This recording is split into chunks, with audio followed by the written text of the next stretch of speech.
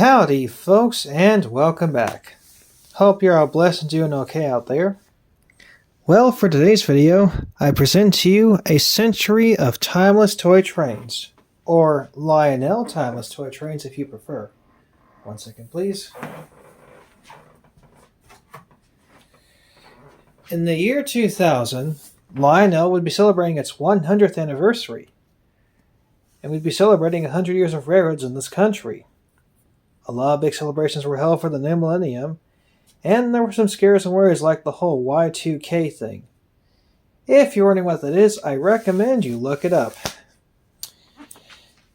When Lionel celebrated their 100th anniversary, they formed what was called the Century Club, and so, why can't I talk? And had some pretty cool trains to kind of go with it. And besides this book, there was also a documentary called A Century of Lionel Trains from TM Books and Video. I think that's what it was called. I'll have to look. Anyway, this book and I have a small, attachment. When I was a kid, I was given this book, and I took it every place I went just about, and even in school. And when you're a kid, you don't really care for reading the text or studying the history. You just like the trains, you like the pictures. But now that I'm older, I've learned to realize and appreciate stuff like this a lot more. My copy got destroyed. This one I got from the train show in Plano for I think $1. Not a bad deal. Anyway, let's take a look and see what this book has to offer. And I will give a brief summary on the history of Lionel trains. And first, of course, we have some track plans on the inside you can build from. I like that one. Pretty cool looking. So, in the late 1890s, early 1900s, a young man named Joshua Lionel Cowan was tinkering and inventing new devices and stuff for people to use. He developed a dry cell battery, a wire fuse for a flash bulb, and a small electric fan. Now, the fan worked in the summer, but during the winter it was not needed, and he later admitted that all that furious spinning produced no breeze. What a ripoff. So he thought, how can I take this fan and make it into something useful? There's your table of contents. Well, he took one of his father's cigar boxes, fashioned a chassis, put wheels on it, and added the motor, and called it the Electric Express. It became the first electric train made. The magic of Lionel toy trains, and there's the daylight. The oldest maker of trains in America is Lionel Trains. The oldest maker of trains in the world is Marklin. They're a German company. They've been around since just after the Civil War. And, doggone this reflection. That's decent. There's a Conrail, or no, Sewline ST60 it looks like. And from there, Lionel just came to be. They made all kinds of cool trains. They're still making them. And I'm surprised the company has survived this long.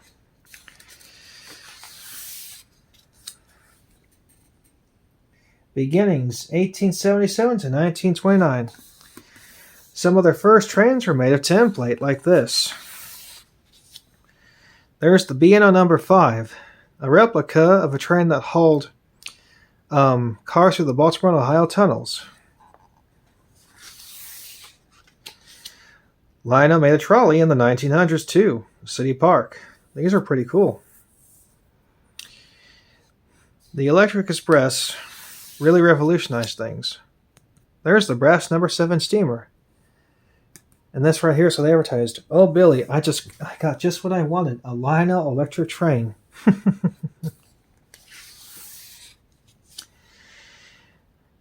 During the war, the First War, Lionel developed this, the Army train.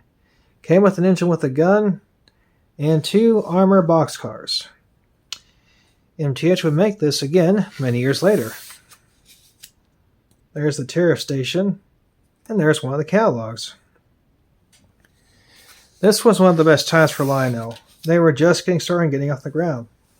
There were some bungalows and one of their other template sets. Their biggest template set, if not one of them, was the Congressional Special, which has become known as the State Set. I always thought these were just so cute looking.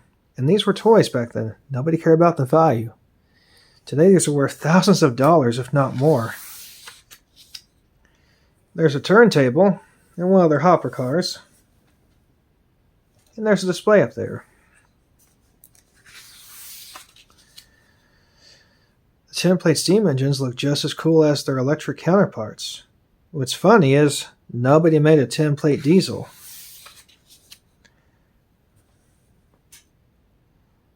From the Depression to World War II, 1929 to 1942. There's the Blue Comet, or one of them. They made several versions of the Blue Comet back in those days. There's the caboose right there. Pretty neat. Now y'all take the time to pause and read about this if you want. Ah, the Hellgate Bridge, one of my favorite accessories. That one's got the power station on it.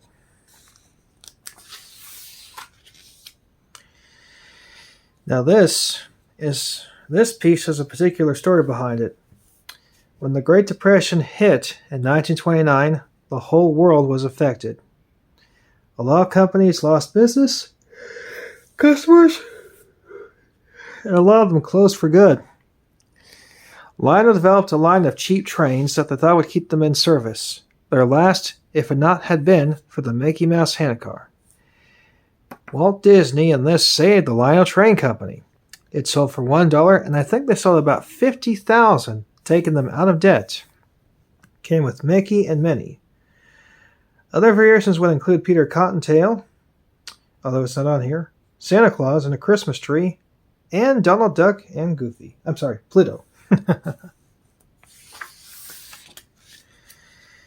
In 1937, Lionel defied the odds and developed a scale Hudson. It was $75 back in those days, which was a lot of money, but it was beautifully and intricately detailed.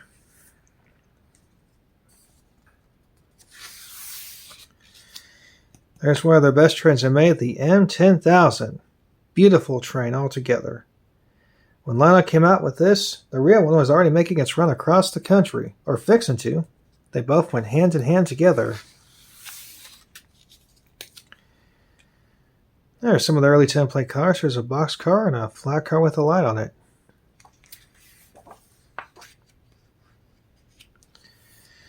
The catalogs really leaped out at you and really got your attention. Now we look at the prices of Lionel trains back then, we think, oh wow, how cheap. Well, the one thing people fail to realize is this kind of money was a lot of money back in those days. Lionel Locoscope. Huh, interesting. Not sure what it is though.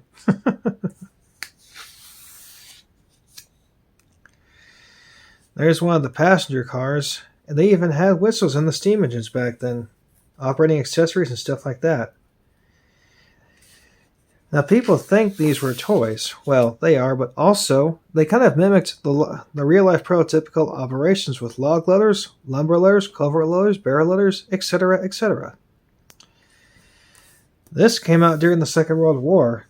It was the fiberboard train, which had been known as the paper train. Metal was being used to make bullets and stuff for the military. Lionel said, well, kids ought to have some train to play with during the war. It was pretty cool. That is, if your father could figure out how to assemble 250 different train parts with hundreds of slots and tabs into something that resembled a toy train. This is neat right here. This is part of the real Chief set that was pulled by a Hudson back then. It's a beautiful set altogether. There's one of the other template engines right there. Pretty cool.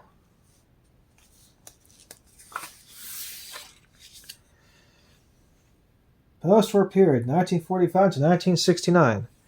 Ah, the GG1, one of the best engines ever built in real life and in miniature. This engine was designed by Raymond Loewy, who designed other locomotives for the Pennsylvania Road and the Coca-Cola bottle. Atlanta really had an influence on New York Central, developing this Hudson. Hudson.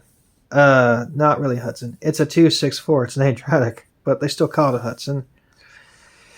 And this, pardon me.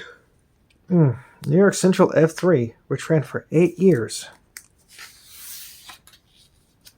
There's a newsstand and some magazines right there. All this stuff did something and made your train layout come to life. And there are people today who can make animations to go along with it. There's a dumper car. This thing carries liquid. I think it carries hot lava or molten or something like that. There's a Santa Fe switcher there. Oh, what's on the other page? Oh, I think those are advertisements there. I can't tell, guys.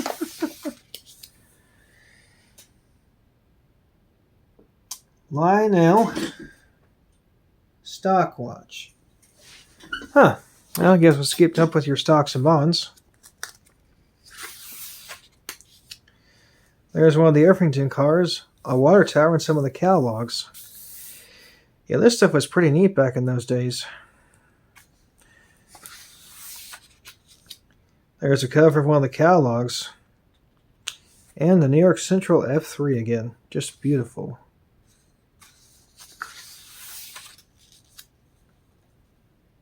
There's a platform, and there's the Union Pacific Alco FA. These two are part of a set that will become known as the 50th anniversary set. Pretty cool.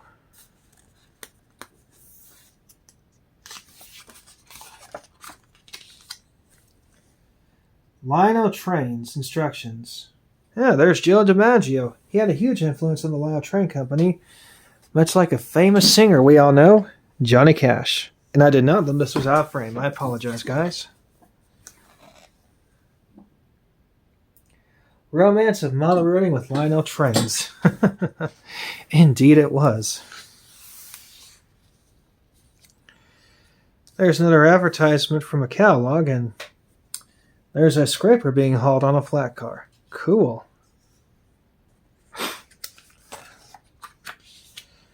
Okay, here we have a dump car, a stock car, and my favorite catalog, the 1952 catalog. I don't know why, I just love it. There's one of the lift bridges and the Texas Special F3.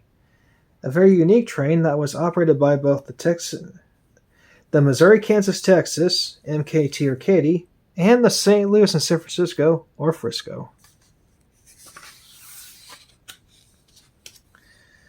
Some more Lionel excerpts, and a Lionel Lions dome car. You ever been in a dome car? I have. It's pretty cool being up there.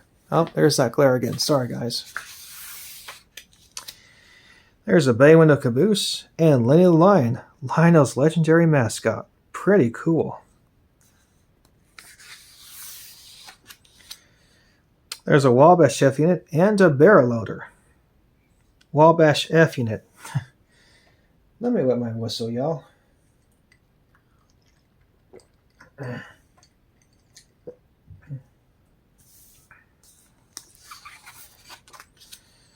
Okay, there's a Burlington Jeep and a boxcar there. Pretty cool. This was one of their best engines that they made during the post-war time period.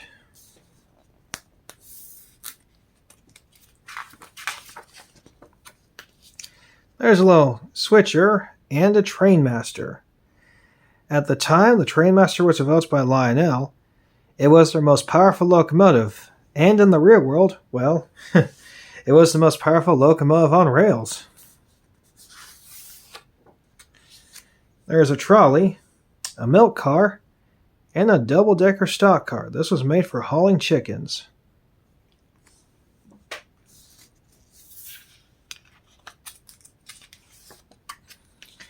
A work caboose, and I have no idea what kind of car that is. I've seen them, but I don't know what the names are.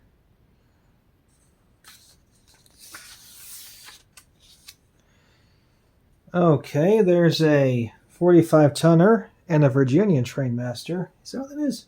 Oh, it's Jersey Central. a Norfolk and Western J-Class steam engine, and an EP5 from the New Haven.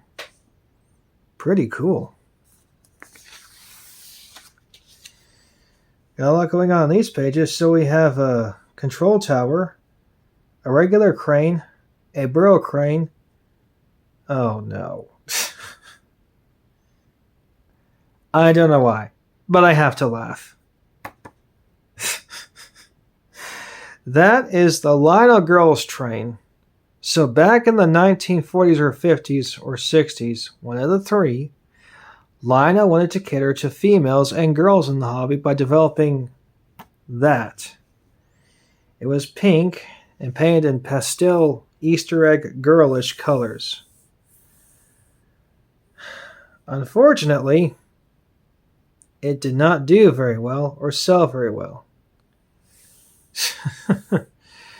Today is a hot collector's item and probably one of, if not the most unusual items I've seen from the Lionel Train Company.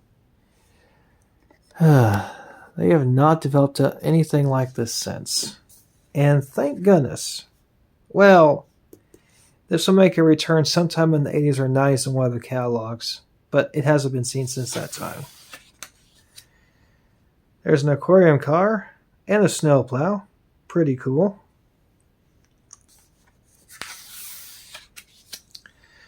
A rotary snowplow, an inspection car, and a cover of the 1957 catalog. And there's Lionel 1960. There's a firefighting car and a flat car. This was pretty neat because it went back and forth, and when it hit the bump and go part, the firemen would swing around. There's a switcher from Alaska and another stock car. Pretty neat. A caboose and a Virginian rectifier. At this point, you may realize this is just a picture book I'm showing you guys and just pointing out the awesome trains. Hey guys, I do what I can. Give me some credit now. Great Northern EP5. I've always liked their paint scheme. There's a hazardous waste car and some auto racks with boats and cars. Lionel just came out with a new set with this recently that has a locomotive and all the cars. Good job, Lionel. That is at the time this is being made and uploaded in 2025.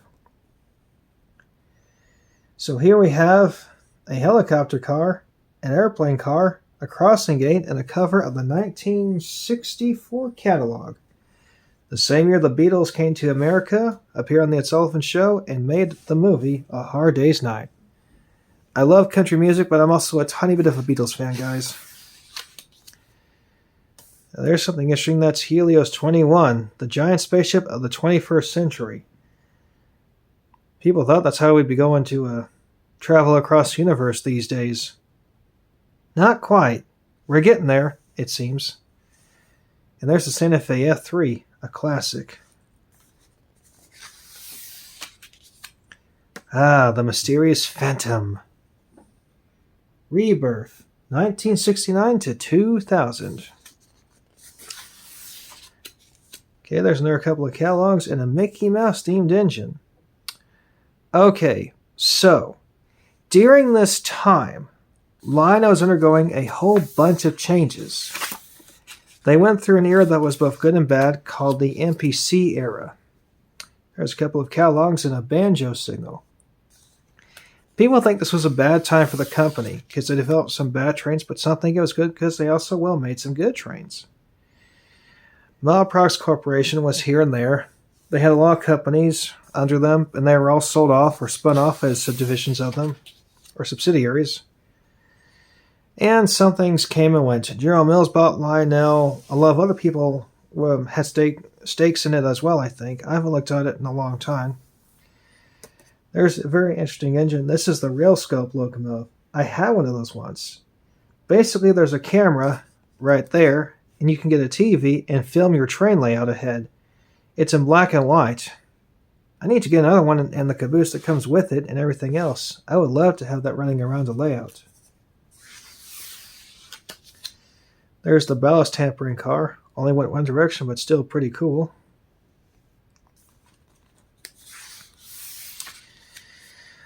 So, Richard Kuhn would own Lionel Trains for a long time, and then I think it was taken over by somebody else.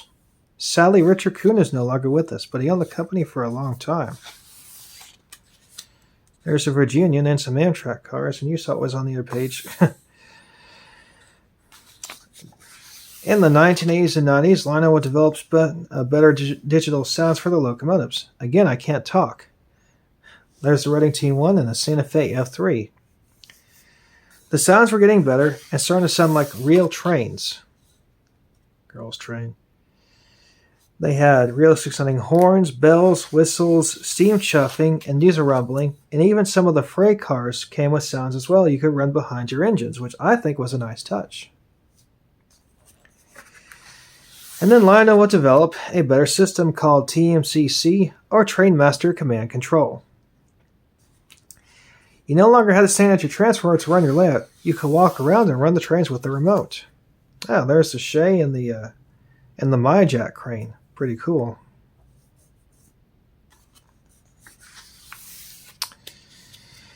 And today, as we know, Lionel still makes trains.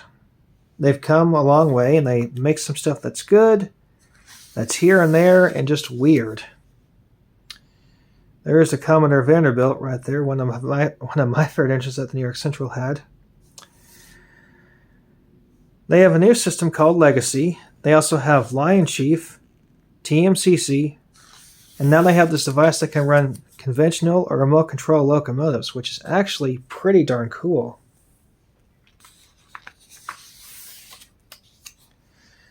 There's the daylight. They still make catalogs. They still make trains that are expensive and trains that are cheap. There's the C&O Allegheny. One very interesting thing that did happen was MTH went out of business, sort of, and Lionel bought the molds from them. Lionel also owns K-Line. They bought them out too, for various legal reasons. If you want to know more, there's a video on toy trains tips and tricks on YouTube. Shout out to them. And we end with the man looking out the caboose with a lantern.